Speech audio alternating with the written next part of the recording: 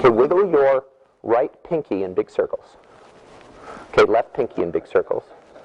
Okay, right thumb in big circles, left thumb in big circles. Okay, now just turn your hands back like this.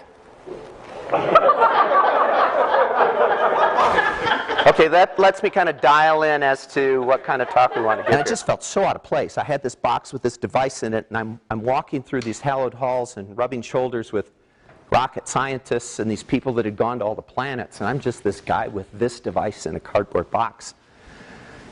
And I really had this feeling of, what am I doing here? You know, wouldn't it be incredible to be a part of this, but I really don't belong. What's interesting when you look back on it is there's something called Maslow's hierarchy of needs, which are the things that drive us. And at the very top of that pyramid, the things that are the most important, the ones that really drive us at the highest level, are all those kind of things. It's not survival. If you don't do a good job, I'll fire you. It's you're in charge of somebody's life, or your family is important, or your enjoyment is important. We didn't realize it, but we were going to the very top of this and motivating people. And we pushed that hard into the DNA. We just jammed it down in there so that everybody didn't really get a choice. If you're part of this company, this became part of your DNA. But I've got things that I'm great at. I mean, there are things I do really well. I'm good at vision, I'm good at some things. But I'm great, but I'm just good at marketing. And one of the prisons that entrepreneurs get into is this idea if they continue to do what they're good at, or it's what's fun. It's like, no, get it out of there. Focus on what you are great at, the things that people talk to you and say, how do you do that? Tim Cook. For you, it's just... Tim says something like this, I couldn't care less about the limelight. Notice how that's a little different than Steve Jobs? All I want to do is run the machine. I don't care about products. Mirror image to Steve Jobs. I was on a panel with a group of entrepreneurs, and I asked this great question. Somebody asked this great question, what do you suck at? And it was, I mean, these are experienced entrepreneurs, you know, very successful. And hands went up, ooh, ooh, ooh, call on me, call on me.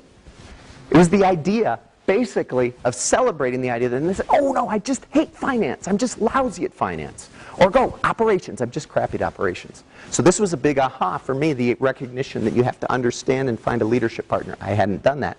I got a chance to walk it. The first time bedrock's ever been seen. And I'm looking at that, and I'm thinking, I'm watching this like, you know, Galileo looking at the moon. You know, an hour ago, nobody had ever seen this before. Then I'm looking, there's a little splotch there. And I start zooming in, I go, what the heck is that? It can't be. It was our logo. How in the world did that end up on the very first picture from Mars? I want you to imagine just for a second, you know, and I know you all have had this experience of things that you just, all the pieces come together and all of a sudden the whole picture's clear to you. I remembered in that instant, I hadn't thought about it, 10 years ago being at JPL and thinking, boy, wouldn't it be incredible to be a part of this? And I'm looking at Mars and I'm seeing our logo. You know, this is a keeper, this one. You know, when you get to the end of the life and you look back, that's one you're going to go, that was a good one. One of the hardest things a company can go through and survive with this. Huge number of people stayed with it. Nobody bailed.